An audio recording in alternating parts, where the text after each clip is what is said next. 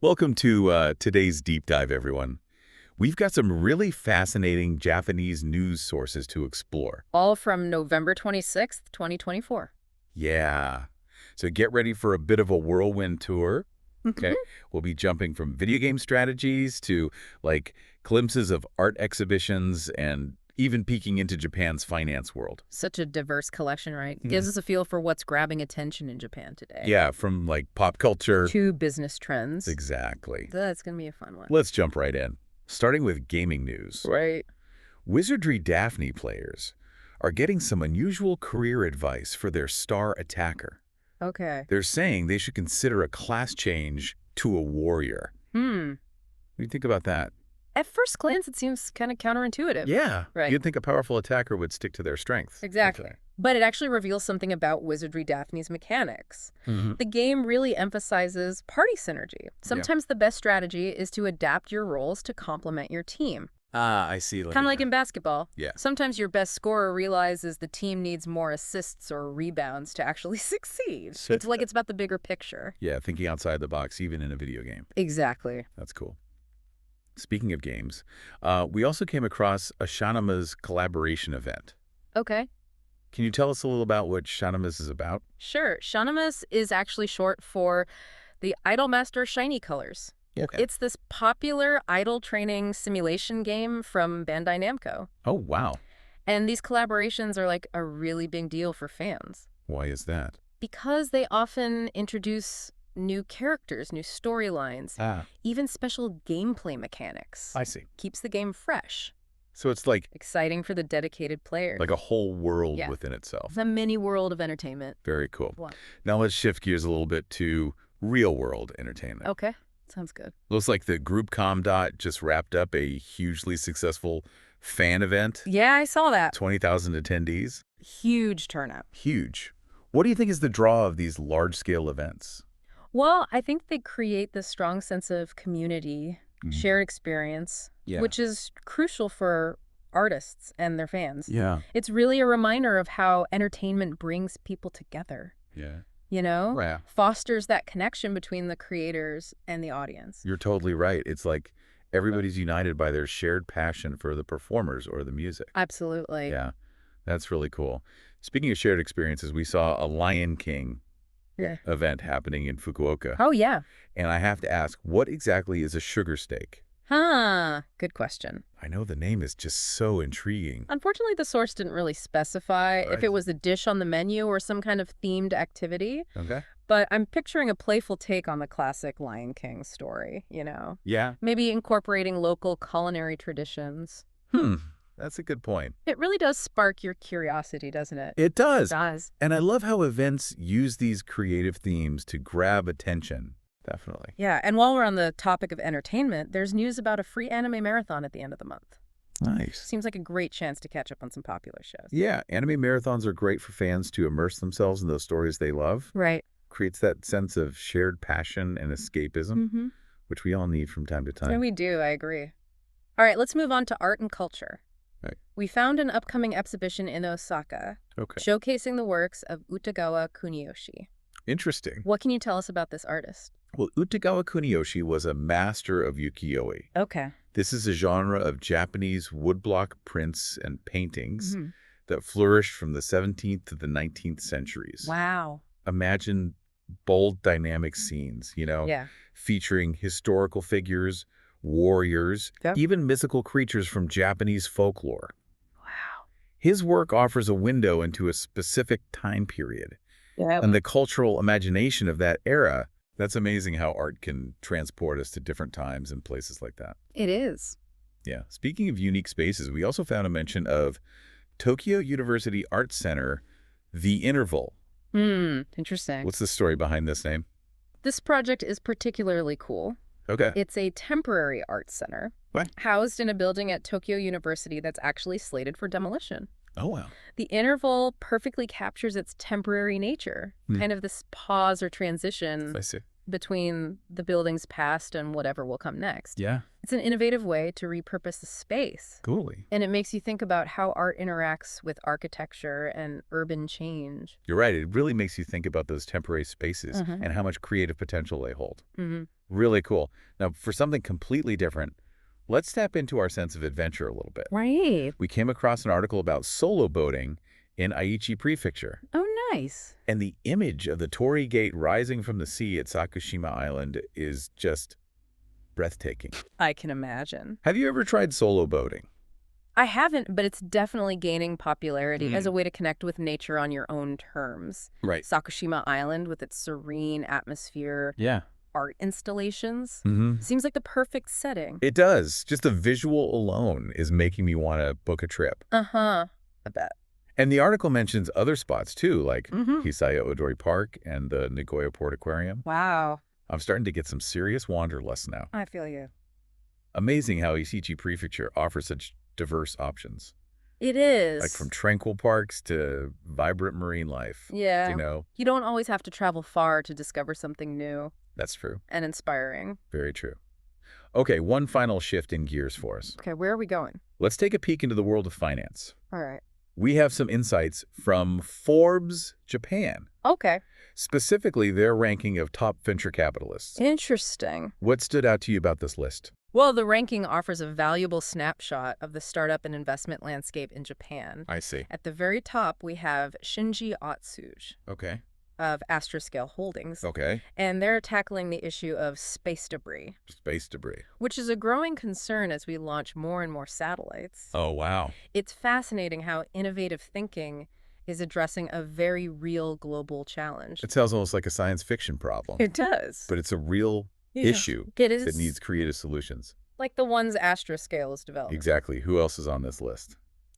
Next, we have Kisuke Miyoshi and Yoshikazu Akagawa, Okay. both representing J-OFSO Group, Okay. which is one of Japan's leading venture capital firms. I see. These two have a solid track record of successful investments across many industries. So they're like the seasoned experts of the venture capital world Exactly. with a deep understanding of the Japanese market. You got it. Cool. And then we have Hironori Matsumoto of SBI Investment and Yuki Tanaka of Headline Asia, rounding out the top 5.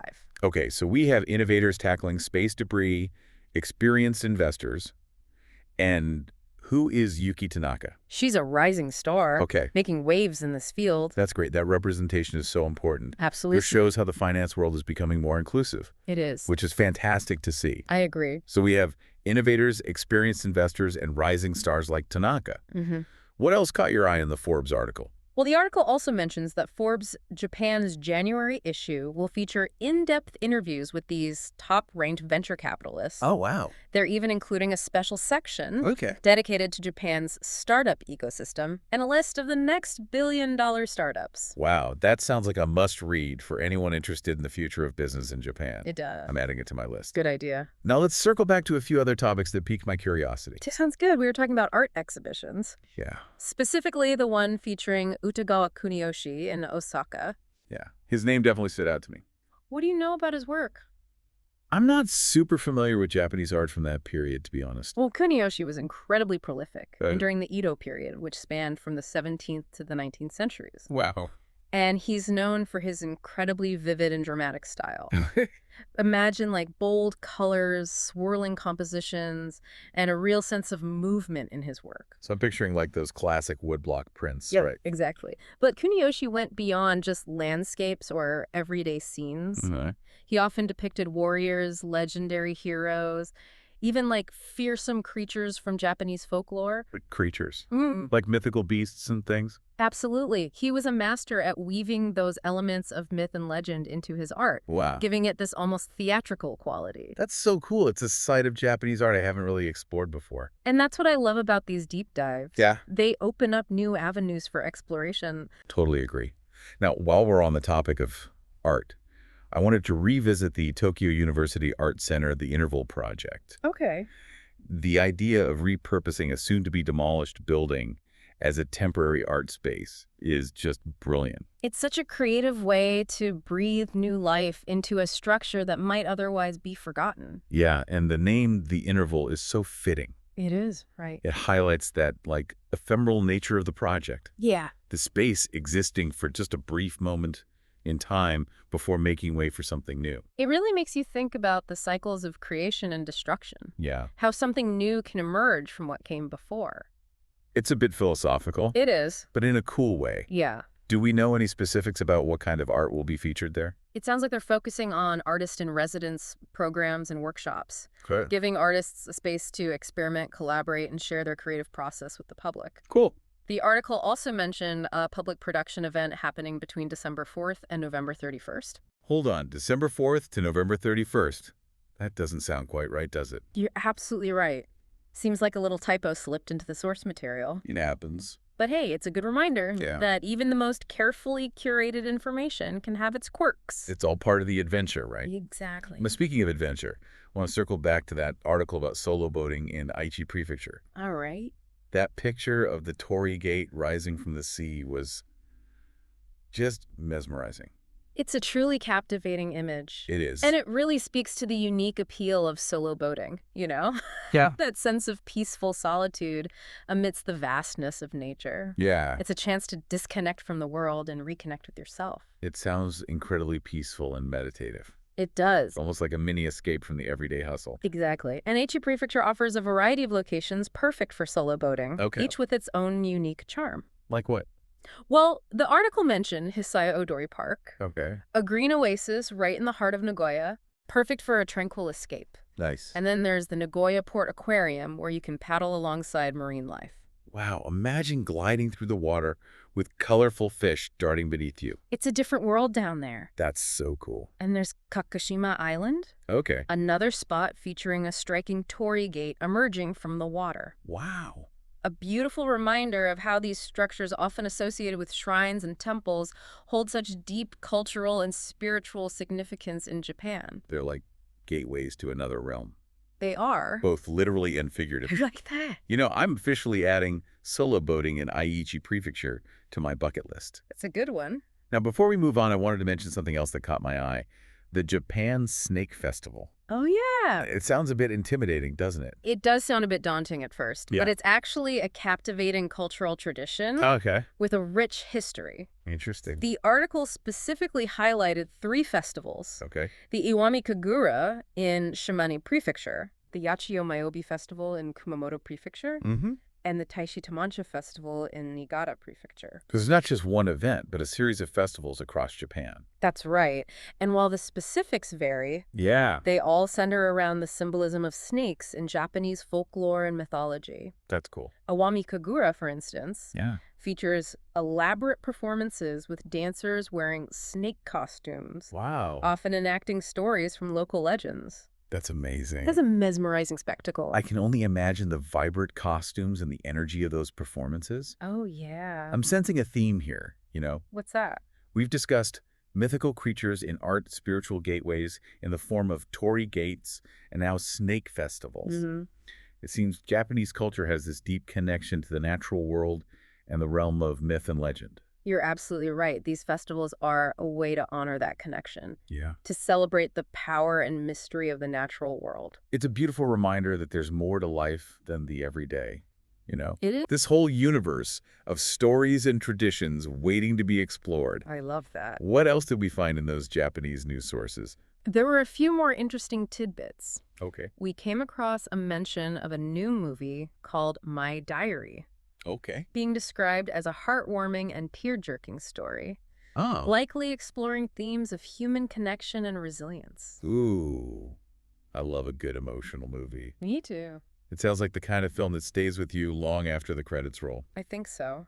What else? There's also news about an upcoming exhibition in Shibuya called Grandfather Shibuya Forever. Oh. It seems to be a celebration of the history and culture of this iconic district, Cool. known for its bustling intersection and trend-setting fashion. Shibuya is such a vibrant, energetic place. It is. I bet that exhibition will be full of fascinating glimpses into how it's evolved over the years. Definitely. And lastly, we stumbled upon a haiku competition. Oh, nice. One of the entries highlighted a rather unexpected subject, What was that? a garbage dump. Haha, a garbage dump. I know. That's hilarious. I love how even the most mundane aspects of life can be transformed into art. It's true. It's a great reminder that beauty and creativity can be found anywhere if you just look closely enough. I couldn't agree more. It makes you want to grab a notebook and start finding those hidden gems of inspiration in everyday life. So we've covered a lot of ground today. We have. Video games, idle simulations, Yeah. art exhibitions, solo boating, venture capitalists, even haiku about garbage dumps.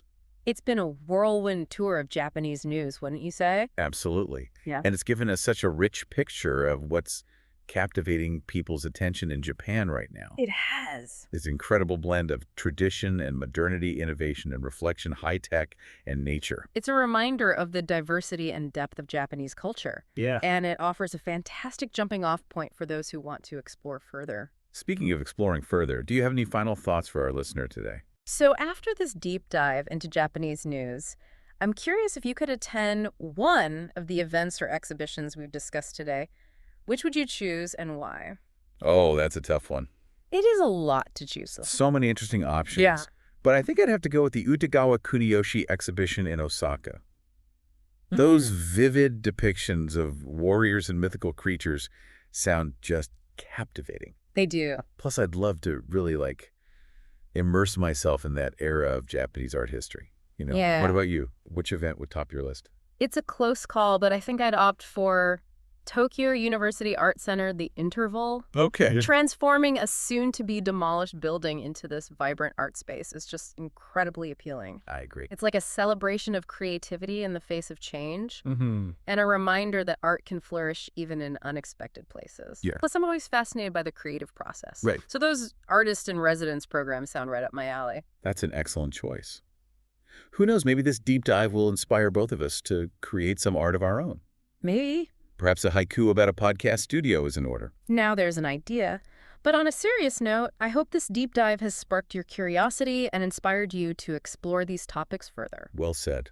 There's a whole world of knowledge out there waiting to be discovered. It is. And we hope you'll join us again for another fascinating journey into the depths of information. Until next time. Happy exploring, everyone.